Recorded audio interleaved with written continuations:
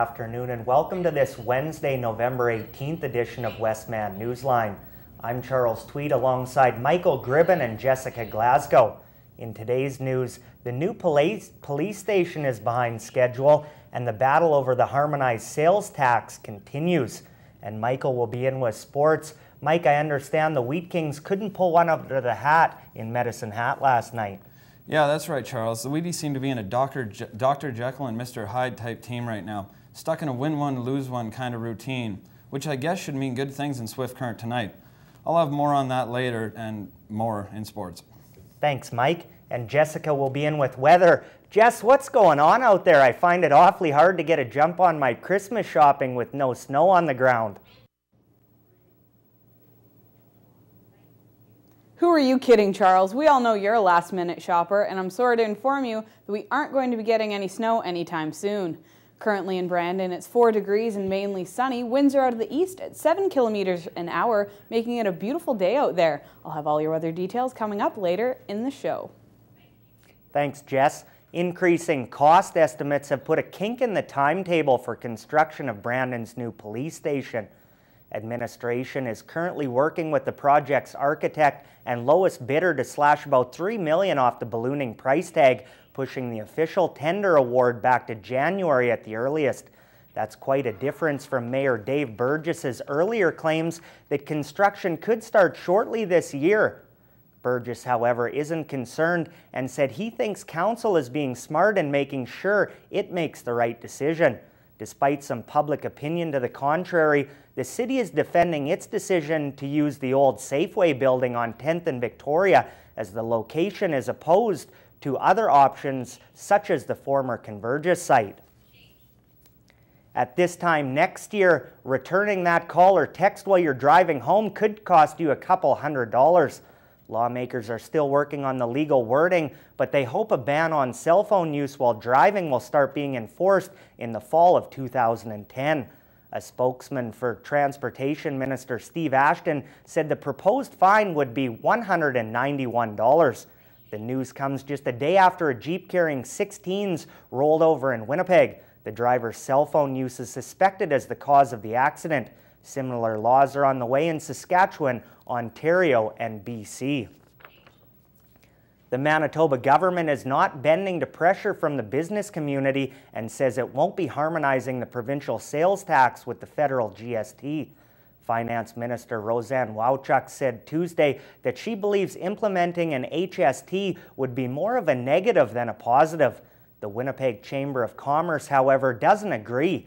They say that the province will experience a job loss and a sluggish economy unless it merges the sales taxes. The idea is not popular with consumers because many items not subject to a provincial tax would be included under the revised system. According to the country's chief public health officer, there have been few incidents of adverse reactions to the H1N1 flu shot. Dr. David Butler-Jones says that of the 6.5 million people who have currently gotten the vaccine, only 36 have had serious reactions. One person is believed to have died due to a negative response to the vaccine, but the death has yet to be conclusively linked to the H1N1 shot. All side effects came from shots of the vaccine containing the adjuvant, a component used to boost its potency. And this just in, everyone in Manitoba is now eligible to get the swine flu vaccine.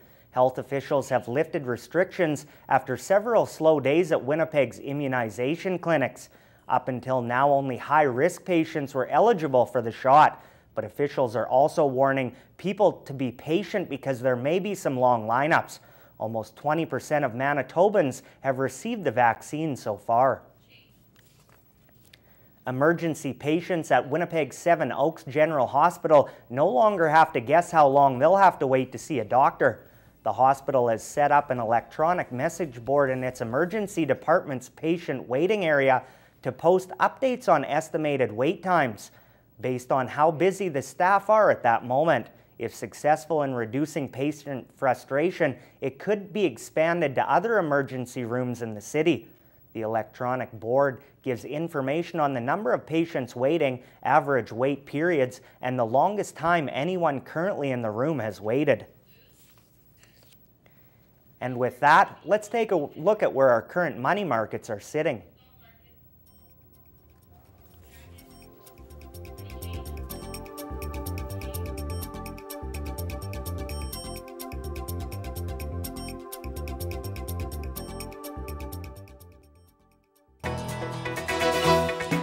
For all your local news, weather, and sports coverage, watch Westman Newsline.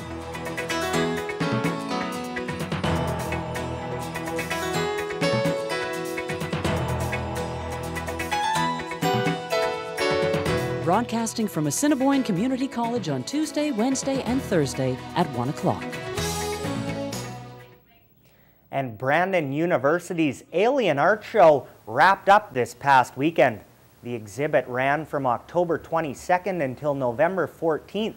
The idea was sparked by a class discussion, and the gallery pieces did not only revolve around the extraterrestrial. The alien theme involved the idea of illegal immigrants, estrangement, and the feelings of abandonment and self-image. Ryan Flannery, one of the artists whose work was featured in the exhibit, said the exhibit encompassed many forms. Like, BU always has exhibitions titled with different things, and they decided to do kind of the play on extraterrestrials, alien in your own country, illegal aliens, basically anything and anything to do with aliens. Well, for the first time since May, Canada's annual inflation rate has moved above zero. Statistics Canada says the annual rate hit 0.1% in October, up from minus 0.9% in September. That reverses an annual trend that persisted for 5 months, where overall prices were lower than they had been a year ago. Canadians paid more last month for food, clothing, health and personal care items, and recreation and tobacco. There were lots of excited Canadian tech enthusiasts yesterday as Amazon announced its popular Kindle e-book reader is finally available in Canada. The Kindle, a device less than a centimeter thick and with a 15-centimeter screen, is an electronic e-book used for downloading and viewing anything from a daily newspaper to university textbooks. With over 300,000 ebooks available to be wirelessly downloaded for an average of $12 per book, many Canadians have been vocal in their complaints about how long it took to come to Canada. The Kindle is sold internationally for approximately 6 weeks and has been available in the United States for 2 years. Amazon has yet to comment why it took so long to come north, but has stated it is very happy to offer the Kindle to a larger market. And that's all for news, but stick around, Jess is up next with Newsline Weather.